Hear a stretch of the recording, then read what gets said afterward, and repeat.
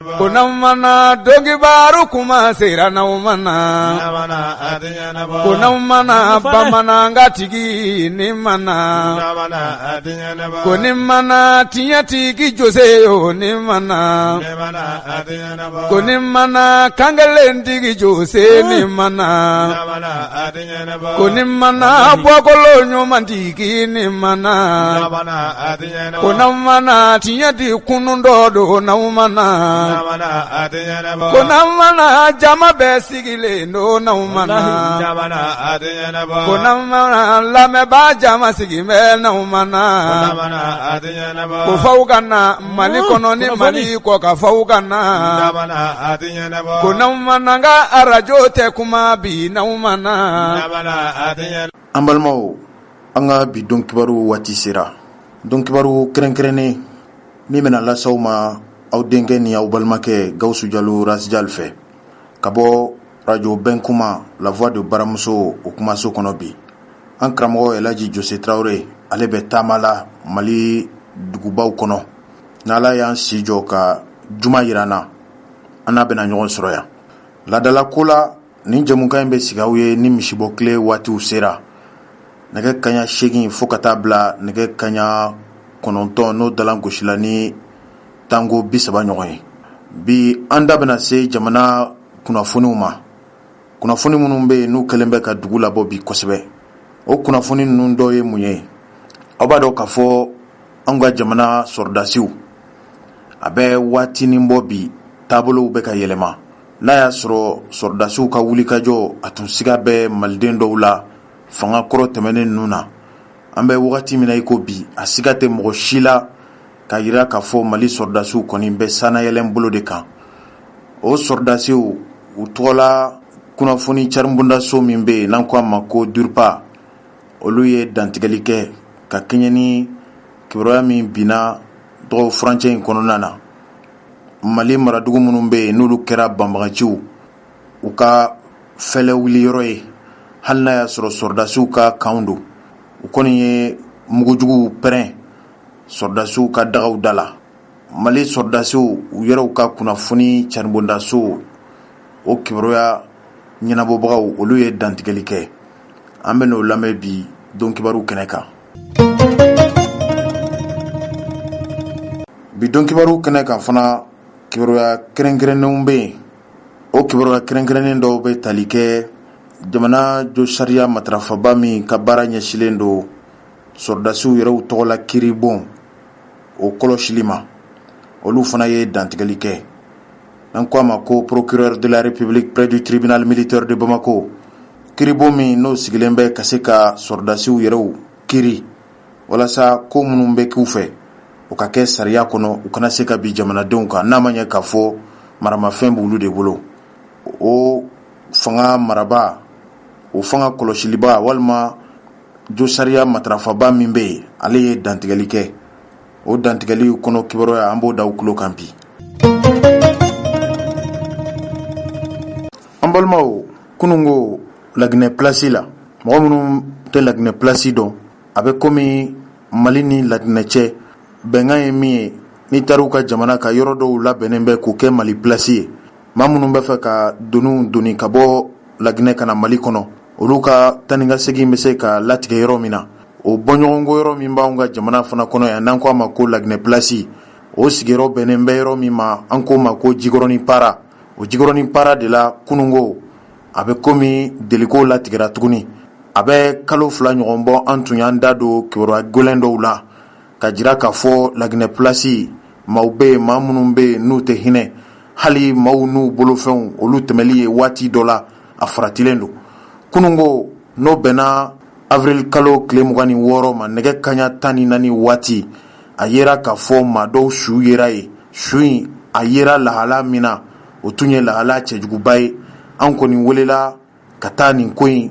joona waati min na an bɛ se o y'a sɔrɔ sudonni bolifɛn min bɛ yen n'u k'a ma ko corbillard u tun nana ka na su in ta a jirala k'a fɔ maa min n'o su yera Laginɛ place la kununko ko maa don n'a somaw tun y'a gɛn sɛgɛsɛgɛliw y'a jira k'a fɔ maa min don ko maa tun don maa min tun bannen don a yɛrɛ la i n'a fɔ hadamaden murutilen maa min tun bɛ sɔn ko bɛɛ ma nka ani la Guinée place a ɲɛmɔgɔba n'o ye El Hadji Musa Keita dɔw k'a ma ko ancien ale ye centre au bureau national vice-président dɔ ye an n'a ye barosigi kɛ aw bɛna bɔ fana kalama bi don kibaru kɛnɛ kan inshallah. N'an bɔra yen fana an b'a da u tulo kan k'a fɔ min bɛ tali kɛ maître Mohamed Ali Bachili. Aw b'a dɔn k'a fɔ maître Mohamed Ali Bachili kɛra jo sariya minisiri ye. Kunnafoni sɛbɛn dɔw bɔra k'a jira k'a fɔ yala maître Mohamed Ali Bachili a bɛ yɔrɔ min na bi ani nɔbɔli man kan wa.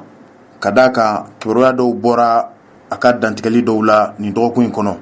A ye taama min kɛ ka taa Magan jamana kan ko a nalen a ye dantigɛli gɛlɛmanw kɛ k'a ɲɛsin dɔgɔtɔrɔ Choguel Kokala Mayiga la. Kunnafoni sɛbɛn min bɛ yen n'an ko a ma ko le témoin ale kumana kan bi ko yala maître Mohamed Ali Bachili ani nɔminɛli man kan wa ka da nɛni walew kan. N'a y'a sɔrɔ maître Mohamed Ali Bachili ye nɛni walew de kɛ n'a m'o kɛ aw bɛna bɔ kalama bi anw ka bi don kibaru kɛnɛ kan. An bɛna maître Mohamed Ali Bachili yɛrɛ a ye dantigɛli minnu kɛ an bɛna o lamɛn bi aw ka radio bɛn kuma kan la voix de baramuso. Kunnafoni ninnu n'an ko dan b'a la o bɛ se ka kɛ bisigi kuma ye nka n kɔni b'a dɔn fo ka se nɛgɛ kaɲɛ 9 sanga 30 mana dana gosi aw tɛna to kunpanna kunnafoni ko la jamana in kɔnɔ yan. Kulu min bɛ yen n'u k'a ma ko Yɛrɛwolo debout sur les remparts o kulu yɛrɛ a ɲɛmɔgɔba o ye Adama Jara Ben de ye. Hali n'a y'a sɔrɔ kuma dɔ la n'u yɛrɛw bɛ kuma u b'a jira k'a fɔ u ka kulu ɲɛmɔgɔ t'a la. Olu ye dantigɛli kɛ kunu ka da Mali sɔrdasiw u tun ye gɛlɛya min sɔrɔ dɔgɔ furancɛ in kɔnɔ ani Mali ni Faransi yɛrɛ cɛla bɛ cogo di a lahala in a bɛ dankun jumɛn na o dantigɛliw fana an bɛna o lase. Nuhu Sar fana ye mɔgɔ min n'a y'a sɔrɔ sifinnaka don wa den man di don bi maa minnu bɛ jamana in yɛrɛ a politiki kɛnɛ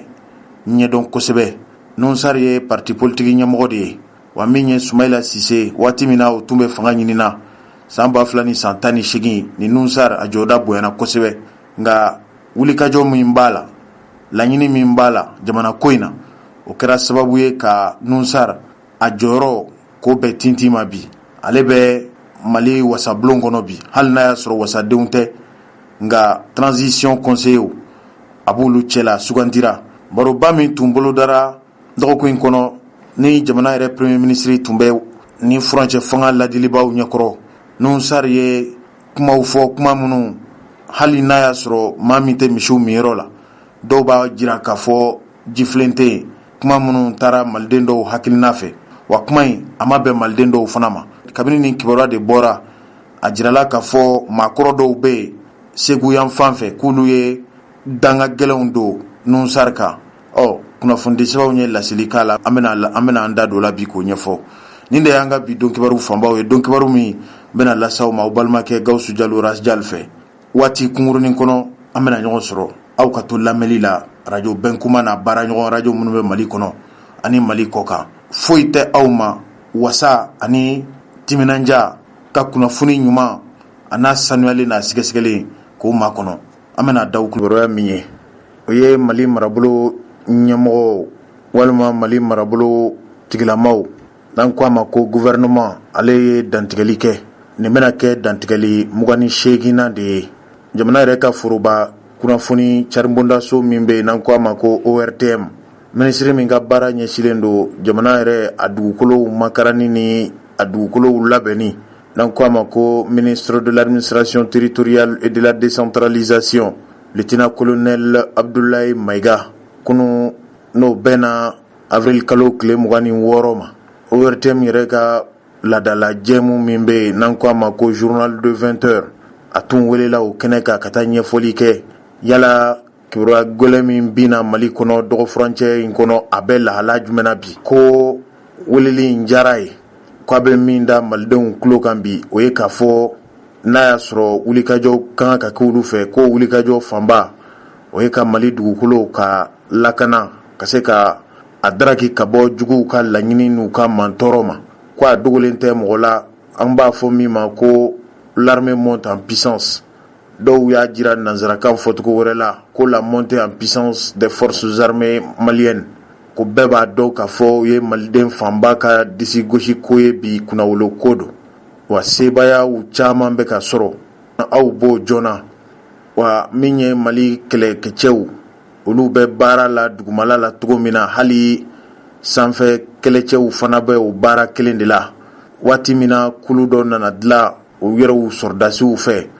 ko kulu in tɔgɔ da ko opération kɛlɛtigi a bɛ komi kɛlɛ yɛrɛ masaya a bɛ jɛkulu min bolo walima kɛlɛ yɛrɛ tɛ taa fɛɛrɛ ni dabali tigɛli minnu kɔ kulu minnu bɛ yen n'o dɔnniya ni o fɛɛrɛw b'a kɔnɔ o de ye opération kɛlɛtigi ye o min bilala sen kan Mali sɔrdasiw fɛ ko kabini nin kulu in dilanna yɔrɔ dɔw bɛ yen ni mɔgɔ tun tɛ se ka se kulu in bɛ ka taa nin yɔrɔ kofɔlen ninnu bɛɛ la laɲini wɛrɛ t'u bolo a kɛra sanfɛ kɛlɛcɛw ye o a kɛra hali duguma kɛlɛcɛw ye Mali dugukolo a bɛ se k'a latanga cogo min na ka Mali yɛrɛ ka yɛrɛma hɔrɔnya o kuma min fɔra ka se k'o bɔ kunpanna malidenw ma wa min ye hali Mali yɛrɛ a tɔgɔlaminɛ minnu bɛ yen n'o ye sanfɛ kɛlɛminɛw ye ko ninnu bɛɛ lajɛlen kan ka lasago cogo ɲuman de la nka a y'a jira a ka kɔrɔfɔw la ko dabalibanko kɛra mun ye Mali kabakolo sanfɛ an bɛ se k'a fɔ ten hali n'a y'a sɔrɔ cɛkɔrɔba ni musokɔrɔbaw caman b'a fɔ ko kabakolo ye Ala ta de ye nka Mali dugukolo o bɛ daminɛ yɔrɔ min na ka taa kuncɛ yɔrɔ min na kabakolo min yangalen b'o kunna anw b'a fɔ ko ye Mali kabakolo de ye espace aérien ko jateminɛw y'a jira k'a fɔ Mali kabakolo sanfɛla a bɛ waatinin bɔ bi Faransi jamana olu bɛ pankuluw de wuli o pankulu ninnu bɛ wuli ka Mali kabakolo sanfɛla lasago ni Mali marabolo ɲɛmaw ka jɛn tɛ k'u ka kɔlɔsili min bɔr'o kan k'a bɛ siɲɛ 50 ɲɔgɔn bɔ Faransi jamana sɔrdasiw k'olu de bɛ nin baara in kɛ olu de bɛ nin taabolo jugu ninnu kɛ wa hali a bɛ fɔ min ma ko refus d'obtempérer ni fiyɛra k'i ban k'i jɔ maaw b'a faamu cogo min na o ye Mali yɛrɛ sirabaw kan ni polisi y'i fiyɛ n'i banna k'i jɔ a bɛ fɔ de ma ko refus d'obtempérer ko nin pankulu minnu fana bɛ bɔ Faransi jamana sɔrdasiw fɛ ka don Mali kɔnɔ k'a bɛ laɲini u ka nin baara in jɔ u bannen bɛ ka baara in jɔ wa ko u bɛ dabali ni fɛɛrɛw de fana tigɛ la dabali ni fɛɛrɛ minnu n bɛ maaw hakili tɔlɔmini k'a jira k'a fɔ olu bɛ doni min kɛ o doni dabɔkun wɛrɛ t'a la ka se ka n'u mago ɲɛ hajiw de ɲɛnabɔ Mali kɔnɔ wa hali u ka pankurun bɛ jigi yɔrɔ la yɔrɔ minnu ni pankurun jigi yɔrɔw tɛ yɔrɔ minnu ma dabɔ pankurun jigi kɛnɛ kama ka sɔrɔ yamaruya t'u bolo ko nin bɛɛ ye ɲangiwalew de ye ɲangiwale minnu kan ka ta Faransi jamana kama wa min ye hali u ka jamana pankurun dɔw bɛ yen olu ka baara ye min ye ka sɛgɛsɛgɛliw kɛ ka se ka kɔlɔsili kɛ anw ka jamana gindola yɔrɔw ani an ka jamana gindola fanw ka se k'o kibaruyaw cɔgɔri ka sɔrɔ anw t'a kalama an ko de ma ko les drones pankurun dɔw bɛ wuli ka sɔrɔ mɔgɔ t'a kɔnɔ ka sɔrɔ ka na anw espionner wa hali kuma dɔ la ka na anw baba an ka jamana kɔnɔ k'an papa wa ko a laban olu hakili bɛ min na nin ye Mali marabolo ɲɛmɔgɔw ka dantigɛli ye k'olu hakili bɛ min na dɔrɔn min kɛra sisan ni maaw hakili b'a la o kɛra avril kalo tile 20 tɛmɛnen ko drone dɔ bɔra Faransi sɔrdasiw olu ka bolo kan ka Mali kabakolo cɛlatigɛ o ni bi cɛ an b'o dɔgɔkun kelen ɲɔgɔnna la bi wa hali gosi min bɛ fɔ la n'a tun ɲinina ka fɔ u ka bɔ gosi ko Faransi ka drone de yera ye nin don kofɔlen na ka bɛn nɛgɛ kaɲa 19 tɛmɛnen kɔ ni miniti 45 ye o kun tɛ dɔwɛrɛ ka se ka an ka sɔrdasiw nɔbɔ k'u bɛlɛn k'u ka gindola kow dɔn an k'o de ma ko espionnage ko waati min na u y'a dɔn k'a fɔ Mali sɔrdasiw fana ye maaw ye maa minnu hakili b'u yɛrɛw la u jantolen b'u yɛrɛ la k'u kelen ka nin kibaruya de jira k'a fɔ maa dɔw fara Mali kɔnɔ ka ja jugu dɔw bɔ ja minnu tɛ tunya jaw ye n'a y'a sɔrɔ fali kɛra bɛɛ o fali kɛra Faransi sɔrdasiw yɛrɛw de fɛ ni ŋaniya b'u kɔnɔ k'a fɔ Mali sɔrdasiw de ye fali kɛ ko ŋaniya in k'o tɛ dalu jɔnjɔn ye o tɛ dalu girinman ye wa ko u ye min fɔ ko Mali sɔrdasiw ye jamanaden gansanw fa walasa ka Mali sɔrdasiw mankutu n'u tɔgɔw tiɲɛ ko baara wɛrɛ bɛ sɔrdasiw la min tɛ nin ngalonmayira kuma ninnu ye. Mali sɔrdasiw kɔni bɛ fɛn min ɲini bi o ye Mali dugukolo a sibiri ɲɛ kelen o kana to maa wɛrɛ bolo. Laɲini minnu b'u la o tɛ laɲini wɛrɛ ye ka Mali jamanadenw ka taa ni ka segin k'o kɔlɔsi. Waati jan min kɛra furukufuruku la Mali kɔnɔ yan, o mɔnɛ min bɛ sɔrdasiw la o de ye u wuli kun ye ko hali maa bɛ se k'a fɔ seereya bolo dɔw sɔrɔla ka jira k'a fɔ Mali sɔrdasiw tun bɛ yaala min na ka sɛgɛsɛgɛli minnu kɛ walasa gosi a fɔra ko Faransi sɔrdasiw ka taali min kɛ ka bɔ yen ka se k'u nɔ nabila ko ninnu ye dalu jɔnjɔnw de sɔrɔ Faransi sɔrdasiw kan wa ko u tun bɛ yaala min na tuguni n'an ko a ma ko patrouille de mirage 2000 ko nin bɛɛ kɛ kun ye ka Mali sɔrdasiw papa ka se k'u jaw wuli. Nin bɛɛ tun ye laɲini de walasa Mali sɔrdasiw ka bin u ka laɲiniw kɔnɔ, u ka mankutu tiɲɛ kow an'u ka fɛrɛjugu an'u ka dabalijugu minnu tun bɛna tigɛw fɛ. A dun laɲinina kabini février kalo tile 18 Mali marabolo ɲɛmɔgɔw fɛ ko Faransi jamana sɔrdasiw ka minɛnw cɛ ka bɔ Mali kɔnɔ yan. O de kɔfɛ Mali gouvernement y'a jira k'a fɔ a bɛ duniya jamanaw minnu bɛ anw kɛrɛfɛ walima jamanajanw k'u bɛ nin ko in kɔn. Faransi jamana sɔrdasiw bɛ baara jugu min na Mali kɔnɔ yan, hali kuma dɔ la u ka pankolo minnu bɛ wuli u bɛ ninnu wuli ka taa kabakolo yɔrɔw la walasa anw kana se k'a ye, nka u ɲinana fɛn min kɔ. Fɛrɛ ni dabaliw bɛɛ lajɛlen tigɛlen don Mali sɔrdasiw fɛ walasa ka se ka Faransi sɔrdasiw ka dabali n'u ka fɛrɛjugu minnu bɛ yen n'o dabɔkun tɛ fosi ye ka Mali sɔrdasiw tɔgɔ tiɲɛ k'u lanɔgɔ k'o bali. Mali jamana marabolo ɲɛmɔgɔw y'a jira k'a fɔ ŋaniya ani fɛrɛ o b'u kɔnɔ k'u b'a jira diɲɛma la k'a fɔ u labɛnnen don ka baara kɛ ni duniya jamana bɛɛ lajɛlen ye madama ni bɛ Mali ka hakɛw tanga, hakɛ minnu bɛ yen n'o ye anw ka jamana yɛrɛ sigikan ye an'an ka jamanadenw ka laɲini ni sɔn n'o ma ko a kɛra jamana o jamana ye Mali n'o jamanaw bɛ se k'u bolo don ɲɔgɔn bolo ka baara kɛ baara min n'a bɛ kɛ malidenw nisɔndiya kow ye walima n'a bɛ kɛ malidenw ka laɲini sabatili ye. Nin fasirila jamana yɛrɛ a marabolo o kuma lasela n'an ko a ma ko porte-parole du gouvernement kunun ko avril kalo tile 26 san 2022 a ye dantigɛli min kɛ jamana foroba kibaruya bon n'an ko a ma ko ORTM. Nin kibaruya in bɛ nanzarakan na nka a mana tigɛ da o da la hali n'a y'a sɔrɔ kibaruya in a bakuruba kunnafoniw daraw tulo kan nka an bɛ fara ɲɔgɔn kan an k'a lamɛn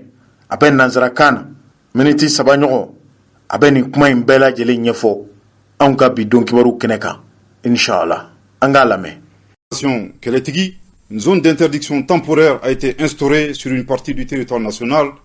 dans le but de sécuriser l'espace aérien, protéger les couloirs d'évolution des aéronefs autorisés et garantir la liberté d'action des FAMA en opération.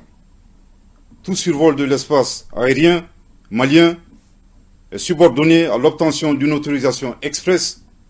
délivrée par l'armée de l'air du Mali. Le gouvernement de la République du Mali a constaté depuis le début de l'année plus de 50 cas délibérés de violation de l'espace aérien malien par des aéronefs étrangers, notamment opérés par les forces françaises, sous différentes formes, dont les refus d'obtempérer suite aux instructions des services de contrôle aérien, les falsifications des documents de vol, les atterrissages d'hélicoptères dans les localités hors aérodrome et sans autorisation préalable, les vols d'avions de renseignement et de drones évoluant à haute altitude pour se livrer à des activités considérées comme de l'espionnage, de l'intimidation, voire de la subversion. L'un des cas les plus récents a été la présence illégale d'un drone des forces françaises le 20 avril 2022 au-dessus de la base de Gossi, dont le contrôle a été transféré effectivement au FAMA le 19 avril 2022. Le dit drone était présent à partir de 11h45 pour espionner nos vaillantes FAMA. Outre l'espionnage, les forces françaises se sont rendues coupables de subversion en publiant des fausses images montées de toutes pièces afin d'accuser les Famas d'être les auteurs de tueries de civils dans le but de ternir l'image des forces armées maliennes engagées pour la libération du territoire, la protection et la sauvegarde des populations éprouvées par une longue crise sécuritaire. Aussi, le 21 avril 2022, une patrouille de Mirage 2000 a survolé à plusieurs reprises et sans coordination préalable le convoi des Famas en partance pour renforcer le dispositif de l'emprise de Gossi. Cette manœuvre s'inscrivait dans une dynamique d'intimidation de nos forces. Face à cette énième provocation des forces françaises qui ont été sommées de quitter le territoire malien sans délai depuis le 18 février 2022, le gouvernement de la République du Mali, tout en prenant à témoin l'opinion nationale et internationale, condamne fermement cette attitude des autorités françaises et les invite de nouveau à respecter la souveraineté du Mali. Le gouvernement de la République du Mali réaffirme sa volonté de promouvoir et maintenir la coopération avec l'ensemble des États du monde dans le respect mutuel et sur la base du principe cardinal de non-ingérence, conformément aux aspirations du peuple malien. Qu'Allah bénisse le Mali, Bamako, le 26 avril 2022. Merci de votre très aimable attention. Ambalmao, namanya kafo jamanaden tɔw bɛ kiiri cogo min na sɔrdasiw fana bɛ kiiri o cogo kelen de la. U yɛrɛ u tɔgɔ la kiiri bon n'an ko a ma ko tribunal militaire de Bamako, o josariya matarafaba kiiri kɔlɔsiliba min bɛ yen kunun avril kalo tile 26 a fana ye dantigɛli kɛ. A y'a jira k'a fɔ olu minnu ka baara ye sariya matarafali ni sariya kɔlɔsili ye, sɔrdasiw ka hakɛw a kɛra a latangani ye o walima a kɛra a lasagoni ye o, k'u b'a da duniya ma kulo kan. Dingɛ min senen yera Gossi ni Faransi sɔrdasiw y'a jira k'a fɔ Mali sɔrdasiw de ye maaw fa ka t'u bila a kɔnɔ. A dun jirala k'a fɔ taaba tɛ ɲuman kɛ. O de la kabini a fɔra ko Faransi sɔrdasiw ka taa, anw ka jamana marabolo ɲɛmɔgɔba y'a jira k'a fɔ u ka taa sans délai. Don kana fɔ n'a fɔra u ka taa don min na, aw ka taa o don.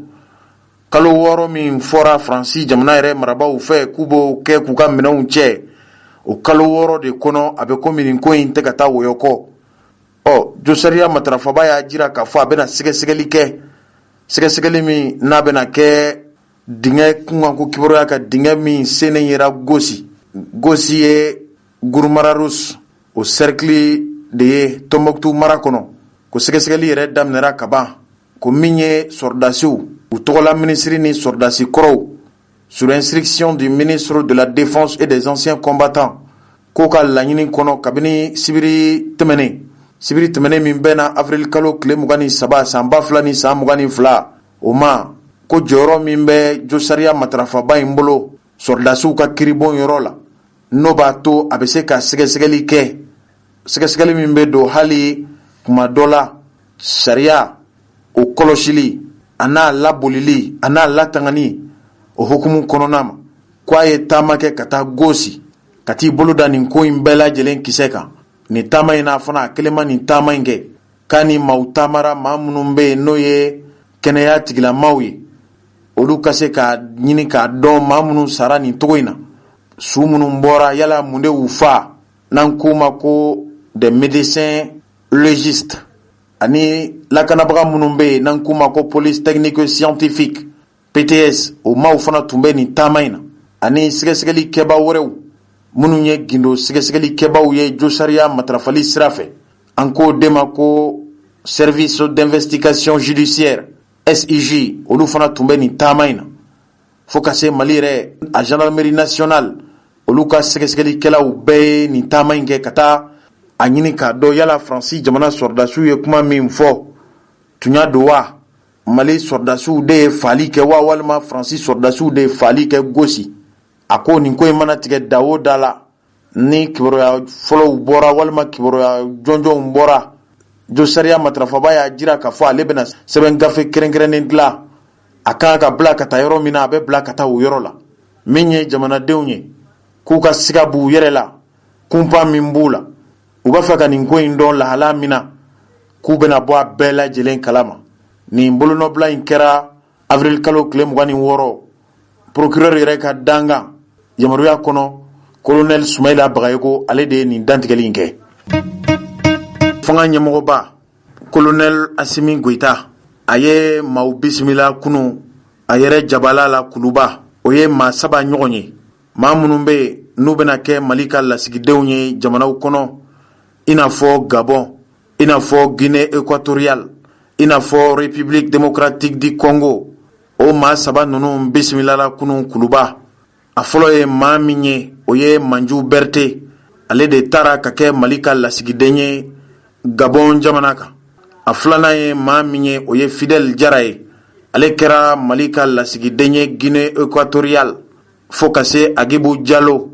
ale kɛra Mali ka lasigiden ye République démocratique du Congo o jamana kɔnɔ. A ko nin maa 7 ninnu bisimilalen waati min na furancɛ fanga ɲɛmɔgɔba n'o ye colonel Asimi Goita a y'a taabolow a n'a ŋaniyaw a n'a ka fɛɛrɛ n'a ka dabaliw f'u ye. A y'a ɲin'u fɛ fana k'a fɔ baara min bɛna kalifa u la u k'a dɔn k'a fɔ nin baara in tɛ nin dungɔ baara ye. Maliden minnu bɛ jamana kɔ kan ninnu sugantira de ka malidenw ka gɛlɛya wuli, malidenw ka tɔgɔtɔ u ka don bɛrɛ la, u ka se ka u ka ɲɛnamaya latigɛ togoya min b'a jira k'a fɔ u fana bɛ jamana min kɔnɔ o jamana janbɛ u la kabini nin jamana ninnu kɔnɔ. A kɛra Gabon ye o, a kɛra Guinée équatoriale ye o, fo ka se Congo jamana ma. Jamanakuntigi yɛrɛ dagayɔrɔ la n'o ye présidence de la République ye o kunnafoni Carimbondaso y'a jira k'a ye dantigɛli gɛlɛnw kɛ, a ye kangarida gɛlɛnw de kɛ kunu ka ɲɛsin nin maa ninnu ma. Wa k'a y'a jira k'a fɔ baara min bɛna d'u ma k'a b'a ɲini u fɛ u ka baara in kɛ ni ladirilenya u k'a kɛ ni tilennenya ye. U k'a dɔn k'a fɔ malidenw bɛ gɛlɛya kɔnɔ nin jamana ninnu kɔnɔ o de y'a to u bɛna bila ka taa. Wa min ye Mali yɛrɛ a teri lakaw ye olu k'a dɔn k'a fɔ Mali jamana marabolo ɲɛmɔgɔba ŋaniya min b'a kɔnɔ o tɛ dɔwɛrɛ ye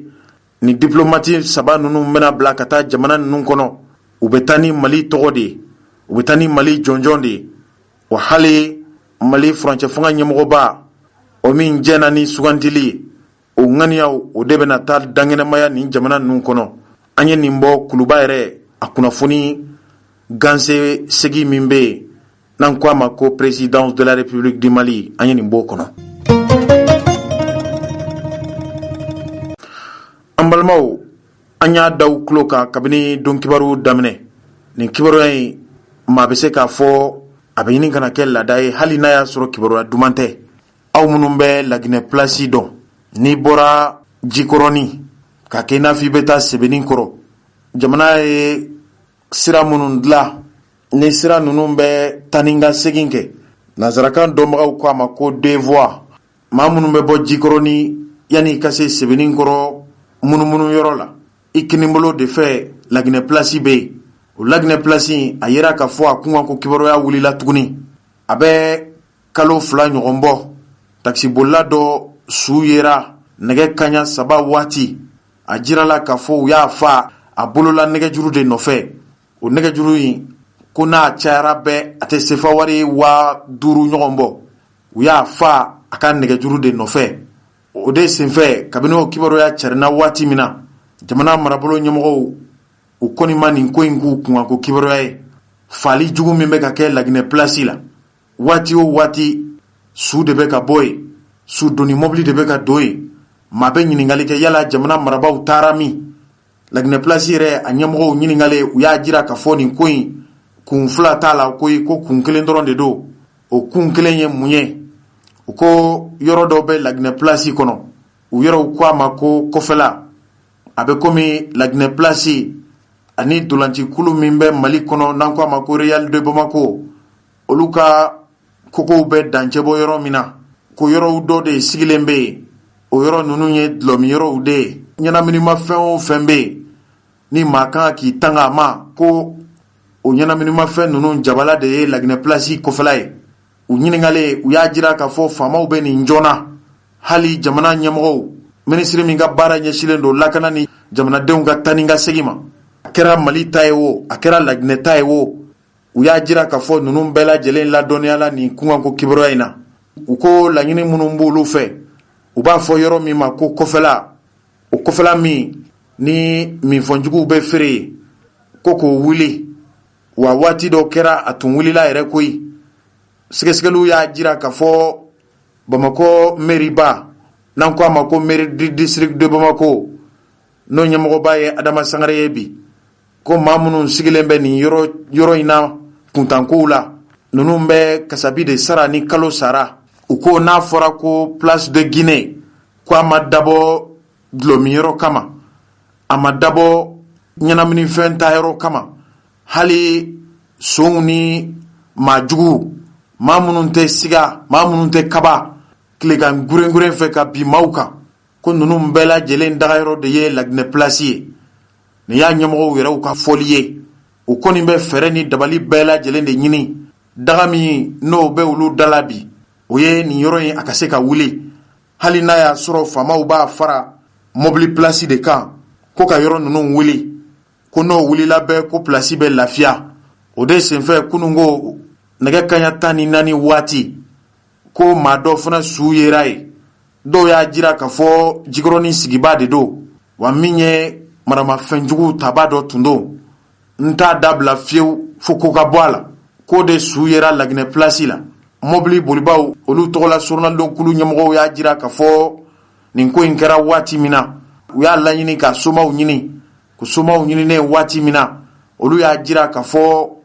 a t'a b'olu ye ko de kɛlen a yɛrɛ jɛɲɔgɔn n'a teri minnu bɛ yen n'u bɛɛ lajɛlen bɛ nin min fɛnjugu ninnu min ɲɔgɔn fɛ k'olu de ye fɛɛrɛ kɛ a n'a limana minnu bɛ sigida kɔnɔ ka na su in donni ka taa n'a ye. Waati min na anw sera ye Bɛnkuma Dɔnkibaru tɔgɔ la an ye ɲininkali kɛ. O ɲininkali ninnu o tɛmɛna ani Elhaji Musa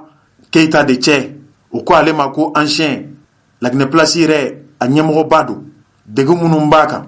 kamanaganko minnu b'a la, tɔɔrɔ minnu b'u kan. Aw ni ne an ka fara ɲɔgɔn kan bi Dɔnkibaru kɛnɛ kan. An k'a lamɛn u fɛla ye min ye aw bɛna bɔ dɔ kalama la. Fali jugu min bɛ kɛla bi Laginɛ place la Jikɔrɔni sigida 4 na kɔnɔ aw bɛna bɔ kalama. Diyara n ye a bɛnna ma an ka foli bɛ jamana ye an ka foli bɛ jamana ɲɛmɔgɔw ye hali bi Ala ka jamana ɲɛma jɔ. E ka ɲininkali nin a diyara n ye kosɛbɛ. Ne bɛ kuma Laginɛ place syndicat tɔgɔ la ka kuma Bamako centre Mali vice président de ne bɛ kuma centre tɔgɔ la. Laginɛ place la gɛlɛyaba b'anw kan yan mais yani an ka da se gɛlɛya nin ma an bɛ tasibila kɛ ka se Mali sɔrɔdasi minnu ta na ka tasibila kɛ ka se sɔrɔdasi minnu ta na kɛlɛ minnu b'an fɛ bi Ala ka yafa k'u ma k'u dayɔrɔ sumaya mais gɛlɛya min b'an kan wagati bɛ an bɛ gɛlɛya nin fɔ an ko k'an ka kɔfɛla ci mairie k'i gɛlɛya ka kɔfɛla ci ka syndicat ko so gun kɔfɛ mairie ma se ka baara nin kɛ bi fana a grande surprise ne tun taara Kurumali n nana sisan u ye n wele ko mɔgɔ dɔ fana sara kɔfɛ an taara n yɛrɛ taara kɔrɔ lajɛ k'a dalen n ko mun ye nin fana sɔrɔ ko non ko nin somɔgɔw banna la k'a tun man kɛnɛ k'a nan'i da yan k'a sara yan bon n'a fɔra gariba in kɔnɔ ko kɔfɛla de bɛ nin cogo sugu la mɔgɔw de bɛ manamana sa tuma bɛɛ suɲɛ bɛ bɔ gari nin kɔnɔ vraiment faamaw weleweleda in a ka d'an ye a ka weleweleda in ta kosɛbɛ kosɛbɛ kosɛbɛ a ka weleweleda in ta kumakan in an b'a lase ministre des transports ma a bonya bɛ kuma in na kosɛbɛ kosɛbɛ ministre des transports gɛlɛya b'anw kan an dun y'i ka tɔndenw de ye n'i ko transport an b'a la jama min bɛ yan ani bolifɛn min bɛ yan a fanga ka bon n'a fɔra ko kɔfɛla de toujours su de bɛ bɔ Laginɛ place kɔnɔ fɛn dɔ fɛn min man ɲi faamaw an b'a deli aw fɛ a ka kuma de lamɛn ka ko in ta ba la ka yira mairie la vraiment syndicat so ka ci ka taa kɔfɛ o gɛlɛya filanan syndicat so mana ci ka taa kɔfɛ faama caman bɛ tɛmɛ sira nin fɛ sotaramaw de bɛ gidɔrɔnda de totaliw la wagati bɛɛ ni so cira ka taa kɔfɛ adamadenw bɛ kun mɔgɔw bɛ kun mais ko min bɛ gari kɔnɔ a bɛ dabila vraiment a y'an dɛmɛ ko in na koyi place ka bon place b'a kɔnɔ mɔgɔ kelen bɛ ka kɔfɛla bɛɛ kɛ cɔki ye dulɔmi yɔrɔ dɔrɔgu feere yɔrɔw à partir de 20h ka jan hali tɛmɛna fɛ 1h sans u bɛ ka téléphone minɛ la fo ni téléphone ma tɛmɛ u bɛ ka téléphone minɛ la k'i ka chèque minɛ la ni jamana bɛ sɔgɔ muru la o de b'anw ka place kɔfɛ bon vraiment bi ta yɛrɛ a fɔra ne ɲɛna ne tɔgɔ mana ka wuli ka taa sugu la kɛ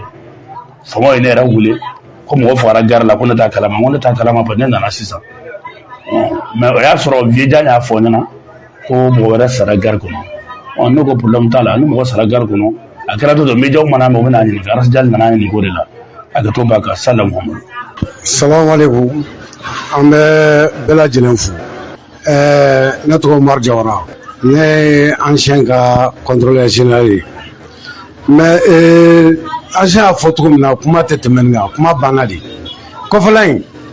danger dan de don. Danger dan. An mun yɛrɛ bɛ place kɔnɔ an tɛ se ka tɛmɛ kɔfɛla in fɛ. Ni fitiri yɛrɛ kɔni sela ne yɛrɛ tɛ tɛmɛ to ne bɛ taa so. N b'i dɔn n t'i dɔn tɛ kɔfɛla in na. N'i y'i faga tu b'i faga. Bon chaque fois je vais bon. Bon wele kɛra ka se mairie ma ka kibaruya di mairie ma. A cɛ place in kɔfɛla ye danger. A ye n'an ka jɛ an ka fara ɲɔgɔn kan. Pièce minnu bɛ yen place kɔnɔ a ye n ka pièce jɛ an ye pièce lata kɔfɛ. Dɛsɛ kelen b'o la. Ne hakili la ni dɛsɛ kɛra o la laɲini ye mun ye o tɛ sabati. Ɔ mun filɛ nin ye kɛwale in de bɛ continuer parce que kɛwale in kelen bɛ dɔrɔgu feere yɔrɔ ye a kelen bɛ vagabond danga yɔrɔ ye a kelen bɛ ko sugu bɛ kɔfɛla in na ye i bɛ fɛn fɛn ɲini Mali kɔnɔ ni kojugu don a bɛ kɔfɛla in na ɔ mais ni laɲini kɛra ka se mairie ma ni mairie m'o ta bolo la n t'a dɔn ka da dalu mun kan ɔ mais ni mairie kɔni m'a ta bolo la an bɛ to nin cogo la dɛ jamana dun taabolo tɛ nin ye o de y'a la sɔgɔsɔ k'a ɲini jamana ɲɛmɔgɔ fɛ u ka kuma ni mairie ye u ka analyse kɛ kɔfɛla in kan kosɛbɛ kɔfɛla in taabolo tɛ nin ye u ka yɔrɔ in dilan pour que place in ka sabati jama de bɛ place in kɔnɔ maliyɛnw b'a kɔnɔ laginɛkaw b'a kɔnɔ ivoiriyɛnw b'a kɔnɔ nigériens b'a kɔnɔ c'est à dire mɔgɔw bɔ côté bɛɛ la ka na place in de kɔnɔ yan gariba de don donc n'a fɛɛrɛ ma k'a la k'a labɛn ka ɲɛ ka fara Sénégal kan ka Sénégal bolo minɛ pour que u ka se ka kɔrɔta a place a bɛ kɛ tiɲɛni dama de y'a kɔnɔ o de y'ala sɔgɔsɔ. N bɛ kumakan min f'i o kɔfɛ an y'a yira mairie la mairie kana dɔrɔmɛ kelen bɔ ka da an ma place yɛlɛmaliko la ka an ka so jɔlen ninnu an yɛrɛ jɛnna n'u cili ye ka jɛn ni kura jɔli ye kɔfɛ pour que saya ka se ka bɔ gare nin kɔnɔ an ma mairie bila ka yɔrɔ jɔ an ye dɛ mairie k'a fɔ dɔrɔn ko kɔfɛ cɔkisi ninnu ka wuli ka syndicat ka pousser pour que situation bɛ nɔgɔya gare nin kɔnɔ sinon situation ma nɔgɔ gare nin kɔnɔ dɛ et puis gare an ɲɛ b'a la cogo min na autorité compétent ɲɛ b'a la ten mairie ɲɛ b'a la ten politique bɛ tilen kana mɔgɔw minɛ yan n'o ye min minɛ o b'o bila ka taa kaso la a kɛra komi n'i ye tiga dan dugu la tu sais n'i ye dɔ bɔ dɔ bɛ fɛrɛn n'i ye dɔ bɔ dɔ bɛ fɛrɛn a b'o cogo de la tu sais jɛkulu don jɛkulu minnu yɛrɛ banbannen bɛ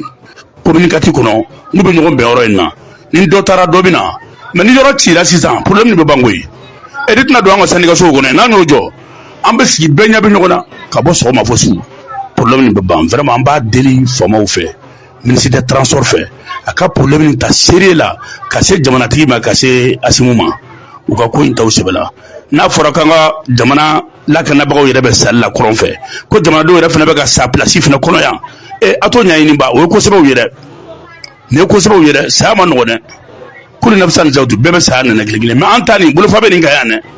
a y'a lajɛ vraiment a y'a lajɛ n'a ye message in sɔrɔ a y'a lajɛ ala n'ala kira kosɔn a ka nin lajɛ sunkaloba ni bonya kosɔn an bɛ dugawu kɛ jamana ye ala ka jamana mankan ban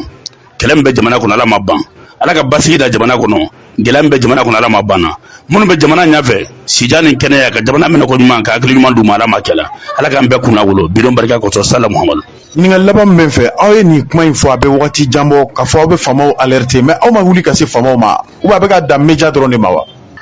nin ko in an sera faamaw ma an fana jɛkulu dɔ de b'an bolo yan an ka maire bɛ cour kɔnɔ yan an ka laɲini fɔlɔfɔlɔ a bɛ fɔ o de ɲɛna o de bɛ lettre kɛ ka s'a ka ɲɛmɔgɔw ma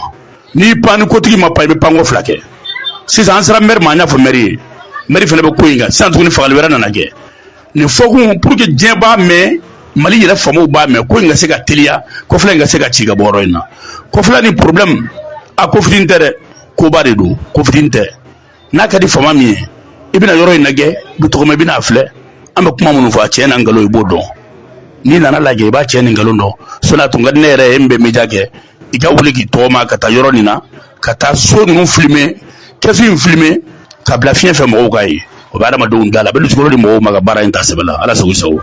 diɲɛ fɛn o fɛn n'a ɲɛfɔra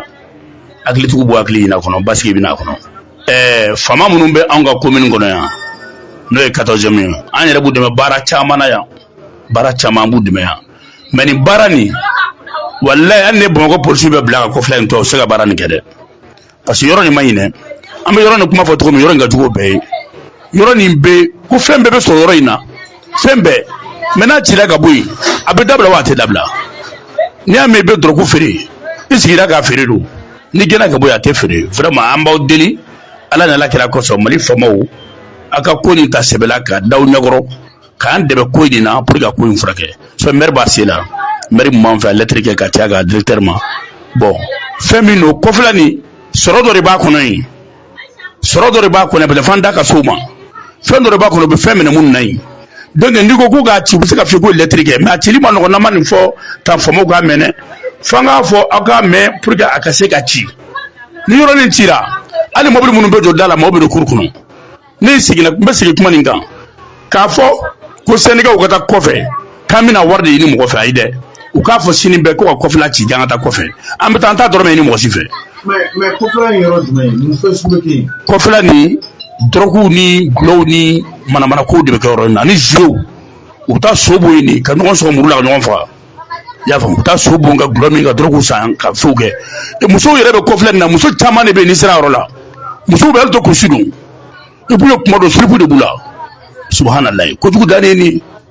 yɛrɛ man ɲi jamana ma a bɛ jamana segin kɔfɛ jamanatigiw mana nin mɛn u k'u bolo don jamana kɔrɔ komi an yɛrɛ bolo b'a kɔrɔ cogo min na mais an ka fanga dan ni an dan nin ye ka kuma kan ka faamaw bɔ a kalama u ka kuma kan pour que ko bɛ se ka ɲɛnabɔ vraiment ko in kɔni ɲɛnabɔra a bɛ diya anw yɛrɛ ko in kuru b'an kan na an bɛ dan n'a an bɛ miiri n'a an bɛ sigi n'a ye parce que an n'an denw de bɛ an delila k'o fɔ aw na an bɛ balo yan nin an ka tiɲɛli se ka se yan mais n'u m'an dɛmɛ ko in na dɔ nana an yɛrɛ fana den fana sɔgɔ a bɛ kɛ mankan ye dɛ o sintaraw cɛ man ɲi garde dun ka bon faamaw k'a lajɛ u ka misiri ta garde kama mɔgɔ min fagalen filɛ ne yɛrɛ wulila bi de ko nin tigi siw bɛ kɔfɛ ne taara ka taa siw lajɛ k'a taara u ka so k'a fa y'a gɛn comme k'a nana place la bon e ko jate bɔ bani donc garde kɔnɔ kɔfɛla nin yɛrɛ de ye mɔgɔw siyɔrɔ ni mɔgɔw sayɔrɔ ye mɔriku tɛw banabaatɔ fana bila yɔrɔ tɛ vraiment u k'an dɛmɛ ko in na quoi ko caman de bɛ kɛ kɔfɛla in na walahi an ka bi kuma nin kɔfɛ sɔɔni se i b'a dɔn tugun ko wɛrɛ kɛra kɔfɛla in na u ka misiri ta kɔfɛla kama ala sago sago. don kibaru lamɛnbaaw n'a fɔra Mohamed Ali Bacili maaw hakili bɛ taa josariya matarafabaw de la a ye kiiritigɛw kɛ Mali kɔnɔ yan fo ka se Musa Tarawele ka waati ma u nana bali Abdul Karim Kamara Cabral o ka kiiriw senfɛ a y'a jira k'a fɔ Cabral ka taa so ko a nɔ tɛ ko la kabini o kuma de fɔra Musa Tarawele n'a jɛɲɔgɔnw y'a ɲini k'a fɔ Mohamed Ali Bacili ale ka gɛn ka bɔ kiiritigɛlaw cɛla a waati nin ma kɛ Nfa Bakari Sidibe kɔ ale min tun ye josariya kɔlɔsiliba ye camancɛ kiiri la o Mohamed Ali Bacili a gɛnna kabini o waati de k'a tɛ kiiri tigɛ bilen Mali kɔnɔ a tun y'a laɲinini min kɛ k'a fɔ Abdul Karim Kamara Cabral ekɔlidenw ka ɲɛma k'a ka taa so kiiri tigɛlen kɔfɛ k'a nɔ tɛ ko la nin gɛlɛya ninnu de farala ɲɔgɔn kan fo kana Mohamed Ali Bacili gɛn ka bɔ kiiritigɛla Mali kɔnɔ yan nin bɛɛ de kɔfɛ a taara jamana kɔ kan ka taa dɔnniya ɲini o dɔnniya dɔw ye mun ye denmisɛnw ka hakɛ ani denmisɛnw u jɔyɔrɔ ye mun ye ɲɛnamaya kɔnɔ o walan boloda dɔ kɛra san 1989 1989 a gɛnnen ka bɔ kiiritigɛ la Mali kɔnɔ Musa Tarawele fɛ a taara ka taa o dɔnniya ɲini Convention internationale des droits de l'enfant Canada jamana kan Mali ni Canada de ye nin labɛn Mohamed Ali Bacili tun b'o kɛnɛ kan a tun taara hali Chine jamana kan farafina yɛrɛ a jamana minnu bɛ nanzarakan fɔ olu tɔgɔla kulu dɔ tun bɛ yen a taara ka taa olu ka kulu nɔna bila jɔnmaya minnu bɛ kɛ musow la dunuya kɔnɔ o jɔnmayaw bɛ se ka nankari cogo di ka bɔ dunuya dugukolo kan Convention sur l'élimination de toutes les formes de discrimination à l'égard des femmes a taara o kɛnɛ kan san 1998 1998 Italie jamana kan ni maa ye ko kɛ sariya bolo kan i kan ka ɲangi o ɲangili bonda min bɛ n'u k'a ma ko Cour pénale internationale l'américain jamana kan New York kɔnɔ Mohamed Ali Bacili a taara ka t'o fana kɛnɛ kan ka tila ka taa Italie jamana kan a ye jɔnjɔnw sɔrɔ san 1994 Rwanda waati min na génocide kɛra o Bacili de taara ka taa Rwanda ani Burundi jamana kan u ka jamana sariya n'a ma ɲɛ k'a fɔ sariya gafe min tun bɛ yen k'o kari ka kura wɛrɛ dilan u ye jo sariya tigilamɔgɔ minnu wele dunuya gun kan Mohamed Ali Bathily tun b'o la o n'a ɲɔgɔnna caman fo kana kɛ Ibrahim Boubacar Keita bɛ fanga ta waati min na san 2013 a nana suganti o y'a sɔrɔ Amadou Toumani Touré ka waati Mali ka lasigiden tun do Sénégal jamana kan a nana suganti Ibrahim Boubacar Keita fɛ kabini septembre kalo san 2013 ka kɛ kiri ni josariya ministre ye san 2015 a nana ta ka kɛ dugukoloko ani jamana yɛrɛ ka foroba yɔrɔw o latangani o ministre ye Modibo Keita ala ma hinɛla la o ka gouvernement kɔnɔ san 2017 Mohamed Ali Bathily a nana suganti tuguni ka kɛ du sɛbɛnko du kuraw jɔli ani dugukoloko o ministre ye avril kalo san 2017 fo ka se décembre kalo san 2017 ma Soumaïlou Boubèye Maïga nalen ale de kɛra sababu ye ka Mohamed Ali Bathily gɛn ka bɔ jamana foroba baara la ala ma hinɛla la bi munna an ye nin bɛɛ fɔ dɔnkibaru kɛnɛ kan ka jiraw la ka fɔ nin ye hadamadenya hakɛ matarafaba de ye josariya tangani dɔnnibagaba don jɔda o jɔda bɛ yen k'a fɔ maa bɛ bila la hali Mali kiiritigɛlaw tɔgɔla kalanso ale de kɛra o ɲɛma fɔlɔ ye institut judiciaire du Mali wa a ye l'école karamɔgɔya kɛ a ye maaw la kalan sanfɛ kalansow la sariya la nin bɛɛ kɛra waati janw kɔnɔ kunnafoni sɛbɛn min b'an bolo kɔrɔ bi an k'o de ma ko journal Le Témoin seere ale y'a jira k'a fɔ Mohamed Ali Bathily bɛ yɔrɔ min na bi yala maa bɛ ɲininkali kɛ n'a ni nɔminɛli man kan wa ko kɔrɔfɔ dɔw bɔra a da a tun ye taama min kɛ ka taa Magan jamana kan n'a ye duwawu kɛ ko yala maa bɛ ɲininkali kɛ ni Mohamed Ali Bathily ni duwawu nana Mali kɔnɔ wa kunnafoni sɛbɛn y'a jira kabini a ka pankulun jiginna Bamakɔ pankulun jigi kɛnɛ la min tɔgɔ dalen don Modibo Keita la ko ministre kɔrɔ in ani comité stratégique maa don k'a bɛ komi ko kabini pankulun jigi kɛnɛ kan maa bɛ se k'a fɔ a ka ala deliw n'a ka ala batow tora kɛnɛ kan yen wa n'a y'a sɔrɔ ala bato in tun kɛra de ka na ni fɛɛrɛ ni dabali ye ka se ka jamana basigi jamana yɛrɛ bɛ kɔnɔgan ko minnu na ani jamanadenw bɛ nisi min na ka na n'a ka hakilina ye k'o bila sen kan ko Mohamed Ali Bathily nalen nin ko in bɛɛ daminɛra dɔgɔtɔrɔ Choguel Kokala Maïga a ye taali min kɛ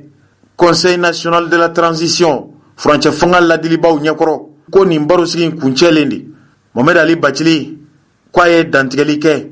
wa dantigɛli a bɛ komi dantigɛli kɛra subahana mansi a fɛrɛ n'a dabali tigɛli fɛrɛ sira minnu bɛ yen sisan n'an ko a ma ko WhatsApp message dɔ senfɛ walima groupe WhatsApp dɔ kan k'a y'a jira k'a fɔ dɔgɔtɔrɔ Choguel Kokala Maïga ye taali min kɛ furancɛ fanga ladilibaw ɲɛkɔrɔ ko kuma minnu bɔra a da kuma sabatilenw tɛ misali la a ko maa bɛ se ka mun faamu ko waati min na jamanadenw y'a jira k'a fɔ Mali ka bɔ CEDEAO la farafinna jamana minnu bɛ tile biyanfɛbolo in fɛ an ka se ka bɔ o la k'an yɛrɛ ta ko maa minnu y'a jira k'a fɔ Mali tɛ se ka bɔ CEDEAO la nin cogo in na olu ta kɛra faneni ni baneni de ye o min kɛra dɔgɔtɔrɔ Choguel Kokala Maïga jɛɲɔgɔnw fɛ ko a ma se ka fɛn bɔ o la nka min ye dɔgɔtɔrɔ Choguel Kokala Maïga yɛrɛ ye u tun bɛ ka maa min neni o maa dɔ ye ale Mohamed Ali Bathily ye a yɛrɛ bɛ kulu min kɔnɔ n'o ye kegoyatɔn min bɛ M5 RFP kɔnɔ n'o ye comité stratégique ye o bɛ kulu min kunna M5 o maa dɔw bɛ yen k'u ye nɛni gɛlɛnw ta k'a lase ale ma faneniw ani baneniw caman kɛra nka waati min na dɔgɔtɔrɔ Choguel Kokala Maïga yɛrɛ y'a jira ɲininkali senfɛ min kɛra wasadenw na wasaden minnu bɛ wasabulon kɔnɔ CNT kɔnɔ ko Mali tɛna bɔ CEDEAO la ko n'a y'a sɔrɔ o maa ninnu minnu y'ale neni ka jamana maaba caman neni minnu y'a jira k'a fɔ nin ko in tɛ se ka kɛ ni M5 RFP maaw don maa minnu don a bisigiyalen bɛ k'a fɔ dɔgɔtɔrɔ Choguel Kokala Maïga taamaɲɔgɔnw de don a ka kɔrɔfɔ de kɔnɔ a ko n'u kan ka maa neni bi k'u kan ka dɔgɔtɔrɔ Choguel Kokala Maïga de neni ka da kan olu nenina ko min na olu ko ko min tɛ se ka kɛ n'u nenina ko munna dɔgɔtɔrɔ Choguel Kokala Maïga fana jɛɲɔgɔnw ni jamana ko don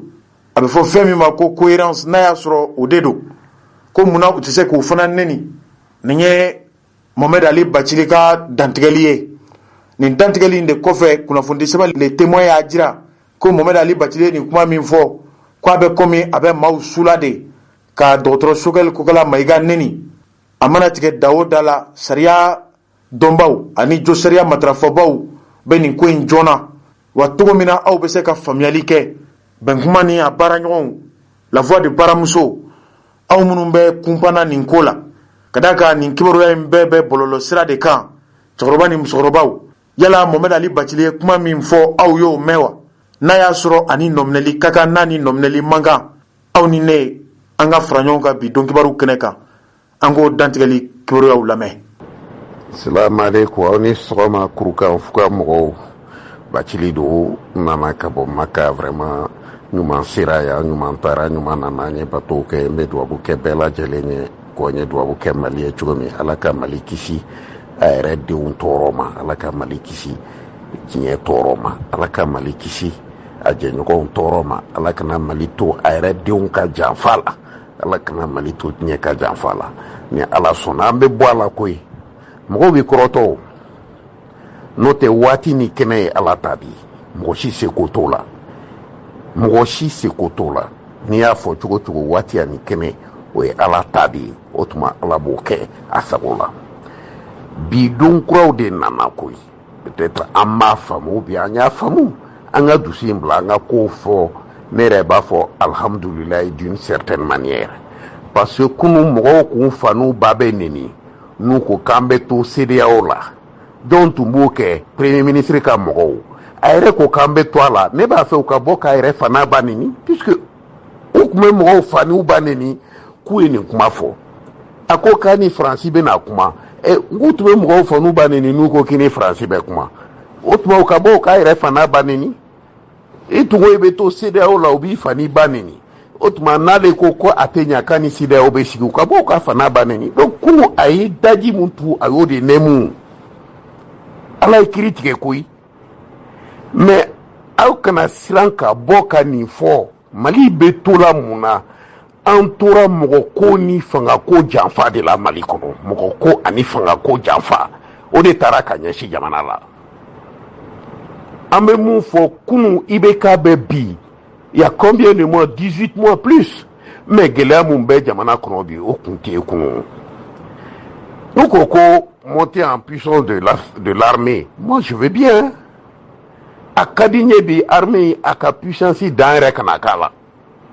an bɛ Ala deli o fana ka taa ɲɛfɛ o de y'a kɛ ne ko n ko on va soutenir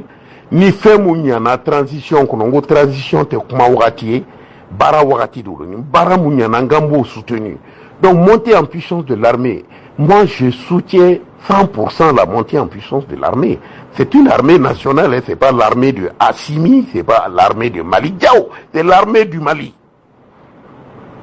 donc ni o armée yɛlɛnna mun ka d'an ye k'o bɔ n'i y'a ye an bilara ni lakanabaliyaw kɔnɔ c'est que armée de affaiblira n'an ye mɔgɔw sɔrɔ mun bɛ k'o la yɛlɛ an b'a fɔ alhamdulilayi an kana olu fana o yɔrɔ critiquer an t'o critiquer an b'o fɔ mais tɔ bɛɛ fana tiɲɛna dɛ tɔ bɛɛ de tiɲɛna a gɛlɛyara yɛrɛ ka tɛmɛ hali bandaw ni Mokhtar Wane ta kuma kan mais an bɛ mun fɔ la o fana jɛlen don ko M5 ka premier ministre M5 m'a di dɛ jeune ti ye mɔgɔ mun ta M5 la k'a kɛ premier ministre o don olu de ko k'u bɛ Choguel ta u y'a ta mais k'a fɔ M5 de sigira ka Choguel de a ma di Choguel yɛrɛ y'a yira fana ani M5 tɛ ɲɔgɔn fɛ heureusement a y'i kɔ dogo a M5 tan bɛɛ bɔra a kalama donc les choses sont claires ne b'a fɔ bravo Choguel a tun bɛ mun ɲini a bɛ ka se yen o a ka nɔfɛmɔgɔw tun bɛ mun ɲini a bɛ ka se yen an k'o fɔ ɲɔgɔn ɲɛ bani merci. an balimaw Nouvel Horizon y'a jira k'a fɔ sanfɛ kɛlɛcɛ jolenbaw Burkina jamana kan ko maa caman de bɔra Burkina ka na bɔ colonel Assimi Goïta ye k'a bɛ komi Mali ni Russie jamana bɛ baara min na Burkina jamana bɛ fɛ ka misali de ta Mali kan kunnafoni caribondaso min bɛ yen n'u k'a ma ko Nouvel Horizon o kunnafoni dila Toguna a Traoré ko jamana bɛ se ka bɔ dingɛ kɔnɔ cogo min na o sira ɲini ni senfɛ walasa ka kisi banbaganciw tɔɔrɔ ma. O de y'a to bi farafina cɛncɛn fuga o sanfɛla la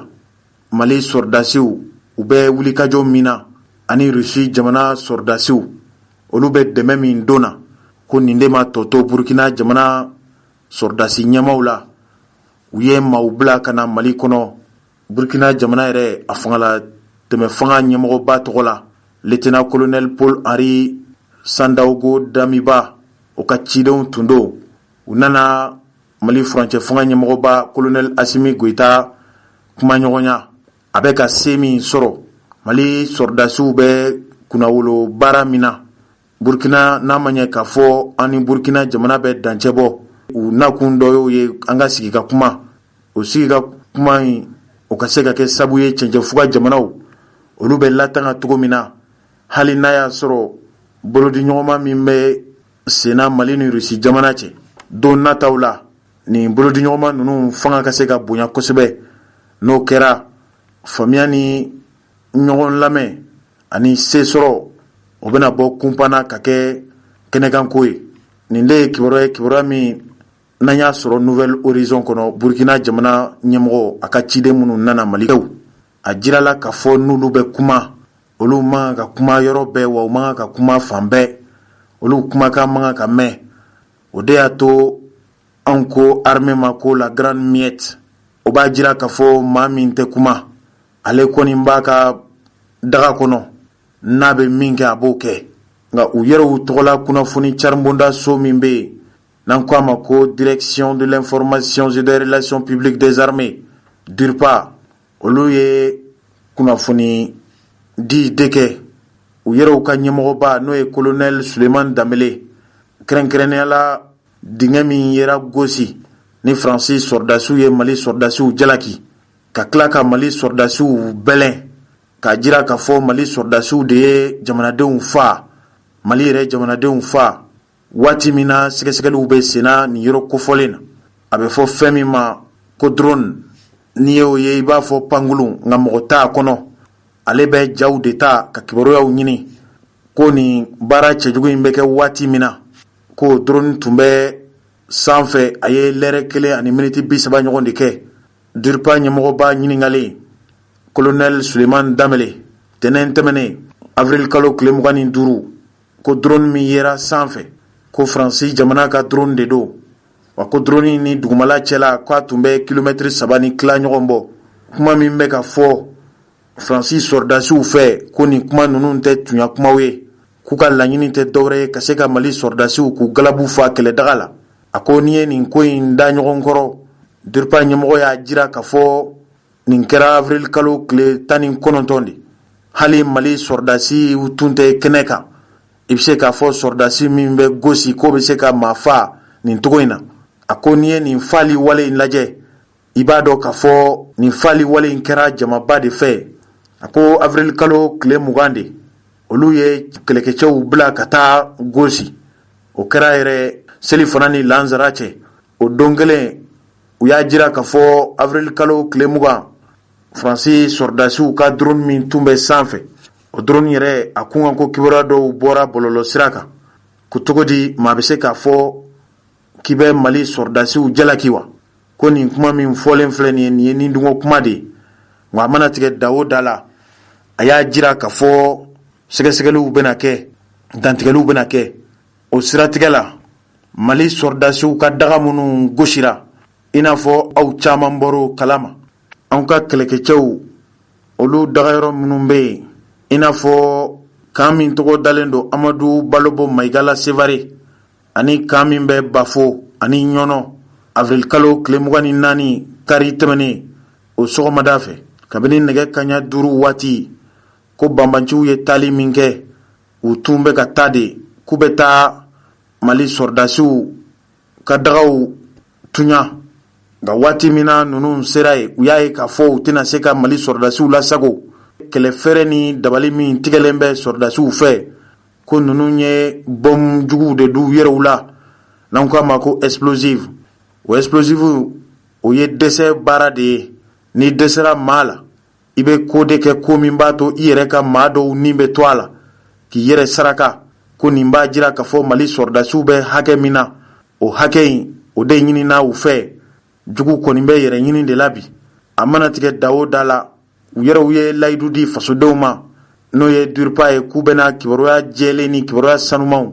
k'o ɲini nin ko la k'o ganse jamana kɔnɔ. Min ye DURPA yɛrɛ ɲɛmɔgɔba ye, a ye dantigɛli kɛ o kunkan ko kibaruya ka ladala dantigɛli don. O dantigɛli a ye min fɔ Mali ka kɛlɛdaga minnu gosira, an ka fara ɲɔgɔn kan k'o lamɛn. Kalo tile 19 ye u ye kan di faamaw ma, donc o b'a sɔrɔ an ka kɛlɛkɛ bolofara dɔw de tun bɛ yen, comme kan ka bon, mission mun tun bɛ na kɛ a mission ka bon, donc an ka sɔrɔsi ɲɛmɔgɔw ko fo ka mɔgɔ wɛrɛ fara u kan pour que k'u caya, u bɛ se ka taama yɔrɔ mun na, donc il faut que jama ka kɛ pour que u ka se k'u ka mission taabolo ɲuman kan. Et le 20 an ka sɔrɔsi wɛrɛw nana ka fara minnu tun bɛ yen, donc o 20 na u nana, donc depuis sufɛ u ye mugujugukanw mɛn. Sɔgɔmada joona fɛ a bɛ comme 6h 6h30 u commencera ka obiw fili ka na kan kɔnɔ. Tubabuw bɛ yen a bɛ san 3 san 4 bɔ, obi ma jigin yen. Faamaw de bɛ na sisan obiw bɛ commencer ka na jigin yen. Donc à partir de ça an ka force dɔw bɔla ka taa lajɛ est-ce que n'u bɛ se k'u tigiw gɛn k'u minɛ ou bien u bɛ taa lajɛ mun bɛ yen. U bɔlaw de hukumu na k'u bɛ taa o yɔrɔ ninnu ɲini k'o ye. Donc u taara se yɔrɔ dɔ de la u ye kasaba mɛn. Donc u y'a ɲini ka kasa in bɛ ka bɔ fan ɲɛmɛ. Donc u taara sɔrɔ mɔgɔ dɔw de su donnen bɛ yen, u filifililen bɛ ɲɔgɔn kan. Bon n'i y'a jateminɛ faamaw nana le 19 u ma bɔ. Le 20 mɔgɔ wɛrɛ nana far'u kan. Donc u fana u tun bɛ o labɛn na k'u sigida ladilan. N'o dugusajɛ yɔrɔ bɛ taa ye k'a fɔ ko mɔgɔw salen bɛ k'olu su donnen bɛ yen. Est-ce que olu ka nali temps kɔnɔ ani su ninnu yeli temps kɔnɔ o su bɛ se ka toli cogo di tan? A kɛla yɔrɔ min na 3 km ani dɔɔnin. O 3 km ni dɔɔnin kɔnɔ ne t'a dɔn faamaw ou bien u bɛ k'a fɔ ko Wagner mun nana ko ka opération kɛ, olu bɛ se ka na opération kɛ o périmètre kɔnɔ cogo di ko ka n'o su don yen fo o su ka toli tan. An kɔni fɛ su ninnu u fagala depuis sɔnni faamaw ka na gosi.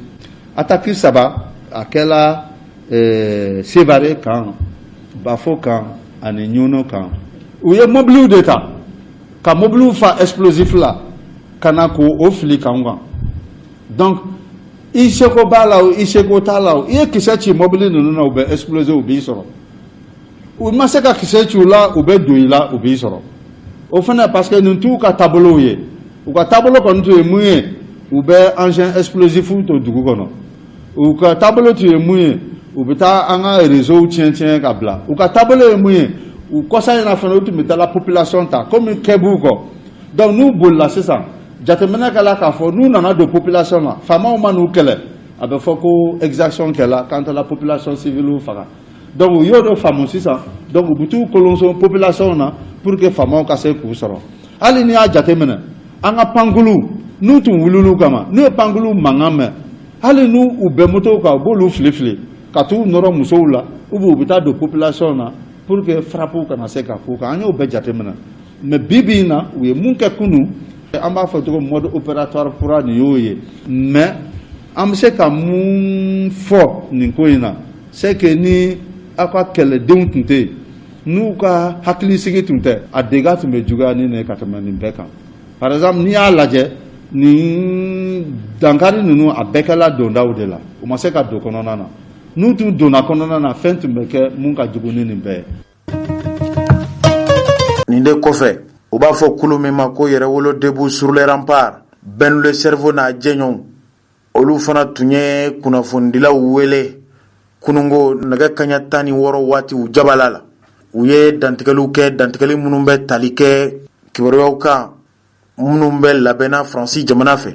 Mali sɔrdasiw u galabu bɛ se ka fa cogo o cogo nkalonjugu ni bɛnsɛngɔniya kuma minnu bɛ maaban maa la o kuma minnu bɛ ka fɔ bi Mali sɔrdasiw ma ninnu y'a jira k'a fɔ hali kibaruya min bɛ senna k'a fɔ Mali marabaaw ye laɲini kɛ k'a fɔ ni Faransi ɲɛmɔgɔw ka sigi ka kuma kɛ ko kuma in ko ye ngwalon de ye Ben le cerveau ale de ni dantigɛli kɛ ni kɛnɛ kelen kan ninnu y'a jira hali papali wale min kɛra maajuguw fɛ Mali sɔrdasiw ka dagaw la Bafo Ɲɔnɔ ani Sevare ko nin bɛna dɔ de fara Mali sɔrdasiw ka cɛfariya n'u ka wulikajɔ kan u yɛrɛw ye dantigɛli kɛ min ye Ben le cerveau ani Sidiki Kuyate n'a jɛɲɔgɔnw ye anw ye seereya minnu sɔrɔ u ka kunun barosigi la aw ni ne Bɛnkuma don kibaru kɛnɛ kan aw minnu ye La Voix de baramuso lamɛnbaaw ye an tɛ fara ɲɔgɔn kan an ko kibaruya dɔw lamɛn n'o kɛra aw bɛna bɔ ko caman kalama.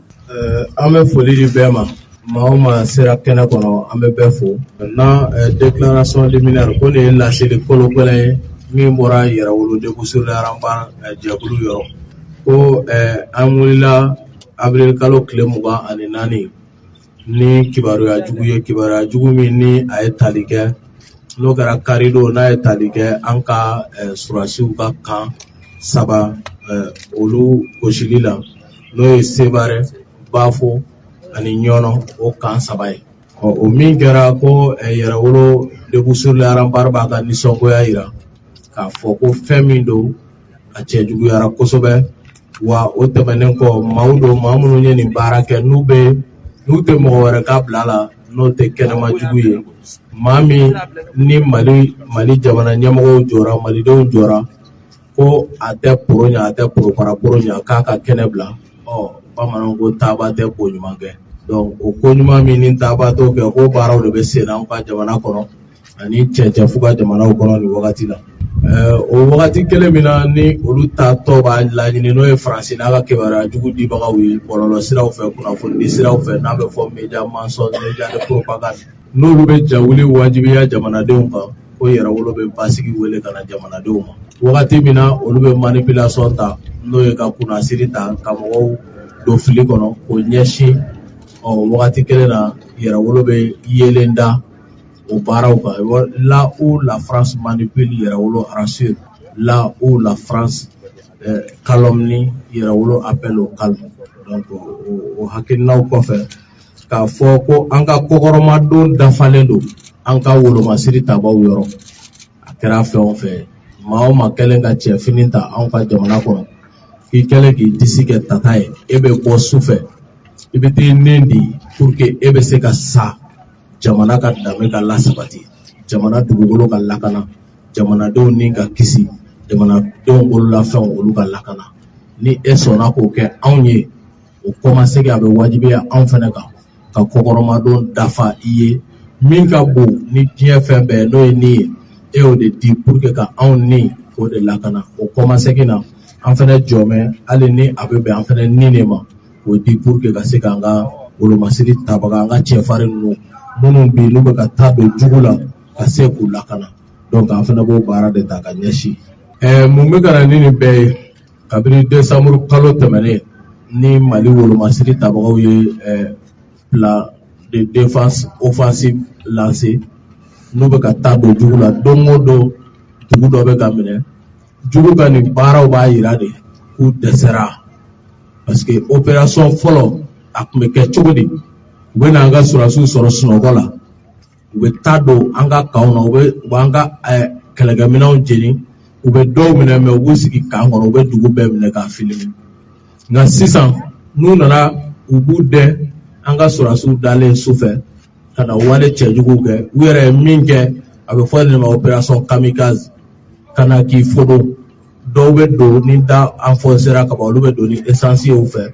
o sɛri minɛnw kan ka taa tigɛ ka bila olu la mɔgɔ kelen pe t'a la minnu nana ni baara cɛjugu kɛ min jɔr'u sen kan donc o kama hali n'anw ka surasi kelen banana a ka ca an bolo o sera an ka kan ma u ye dankari nka kɔmasegin na une armée de riposte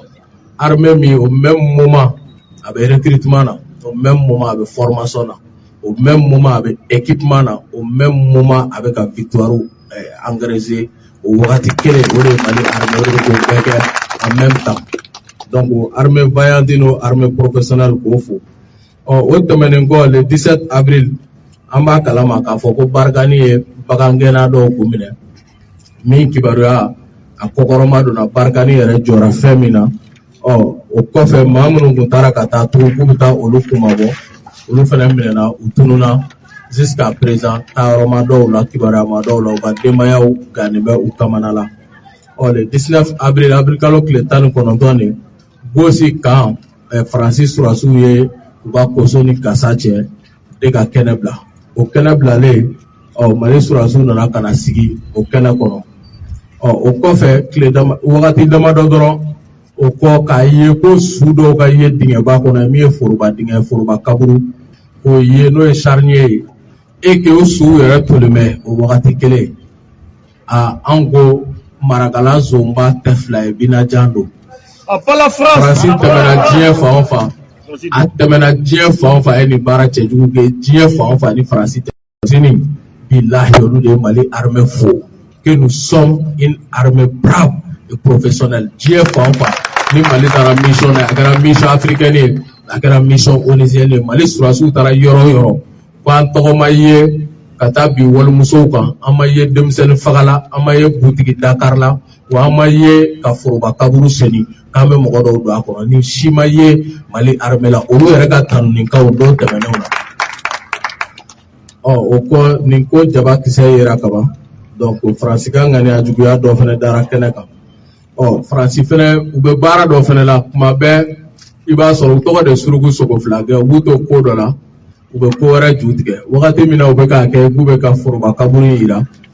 o wagati kelen o nɔbɔ na u bɛ k'u profiter ka gosi k'an bɛɛ filmer k'a yira diɲɛ mɔgɔ la comme pour que juguw k'a dɔn k'an position ye nin de ka aw to yen san 6 san 5 aw ye gosi k'an sigi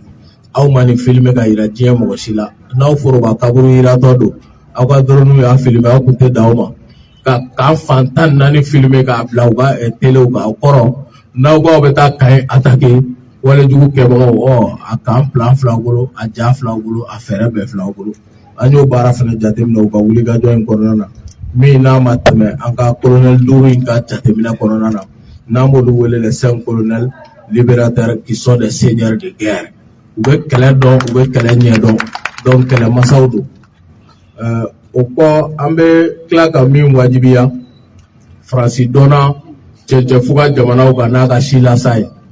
a y'o génocide min ta ka ɲɛsin cɛcɛfuga jamanaw ma kɛrɛnkɛrɛnya ma Mali ma an b'a laɲini jagoya uranda ma saliya u ye kiri don san 20 o kɔ kiri jaabi bɔra Faransi jalakira k'u ye uranda mɔgɔ 1,000,000 fagali k'olu de y'a baara kolokolo n'u ka radio kuntaw ye ka mɔgɔw hakili miirina suw ani joli bɔn jugu ye Hutu ni Tutsi ni ɲɔgɔn cɛ Faransi jɔra la wa k'u b'a sara o bonya de filɛ bi Paul Kagame kan an bɛ tigɛrɛ ba fɔ Paul Kagame n'a ka jamanadenw ye u y'o baara min kɛ wa k'an fana bɛ kiri don pour que Faransi min yera o silasa la f'a yɛrɛ jɔra la k'a b'a nɔlabilaw kɛ a n'a saraliw kɛ o Faransi kelen an fana bɛ kiri don o contre la an b'a laɲini kiri ka don pour que nin ko in bɛ se ka jɛya yɛlɛmɛ d'a kan cogo min na ka bɔ kuma la ni min ye o ye k'a fɔ MINUSMA ka ko min bɛ sen na bi ni MINUSMA yɛlɛmana anw bolo u ka baara yɛlɛmana bi ka kɛ o de ye k'u bɛ ji di mɔgɔw ma u ka baara yɛlɛmana ka kɛ ka na u yɛrɛ lakana aw nana ko ka population civile lakana population civile jɔlen bɛ wagati min na gerejalan kan aw dogomɛ cɛncɛn bɔrɔ kɔfɛ donc jɔn bɛ ka jɔn lakana nin yɔrɔ la an bɛ an balimaw fo Bajangara n'a Nɔgadugu minnu bɔra ka sira da MINUSMA ɲɛ k'u tɛ tɛmɛ an b'u fo an ka tigɛrɛ ba fɔ an balimaw fo Bajangara yɔrɔ b'a yira k'a fɔ mɔgɔ min kan k'e lakana n'i bɔra ko ka taa laɲini ma sabati ka gawo ka jeunes fo nin yɔrɔ la minnu bɔra ka MINUSMA nakari ni MINUSMA ye teri k'u ka mɔgɔ 4 o de nin tanyana sous le leadership de Mohamed Maïga an bɛ tigɛrɛ ba fɔ gawo jeunes en 2014 minnu bɔra ka nin manifestation kɛ o la bi MINUSMA tɛ poro ɲɛ u ma porobara poro ɲɛ hali min porona ka d'u ma o tilal'u la u yɛrɛ da tilal'u la ko ni barika n taara ko mɔgɔ tɛ yen k'olu lakana fɛn gulonnen bɛ kɔrɔ la ja kɔrɔ yɛrɛ gulonnen bɛ fɛn na u y'a yira n na k'a fɔ k'u tɛ se ba kuma yɛrɛ labɔ kuma tɛ ka mɔgɔ wɛrɛ labɔ u y'o de yira n na MINUSMA ɲɛmɔgɔya bɛɛ bɛ Faransi bolo Faransi ka projet don Faransi ministère des affaires étrangères o de b'a défend an b'a jigiya k'a fɔ an ye laɲini min kɛ MINUSMA ka kɛnɛ bila ka bɔ an ka jamana kɔnɔ wajibiyalen don yɛrɛwolo degun sur le rempart bolo ka wajibiya c'est une exigence MINUSMA ka bɔ an ka jamana kɔnɔ o wajibiyalen don yɛrɛwolo degun sur le rempart bolo. Senfɛ ni ɲɔgɔnna wale dɔ delila ka kɛ Imam Mamudu Diko yɛrɛ bɔra ka kuma la.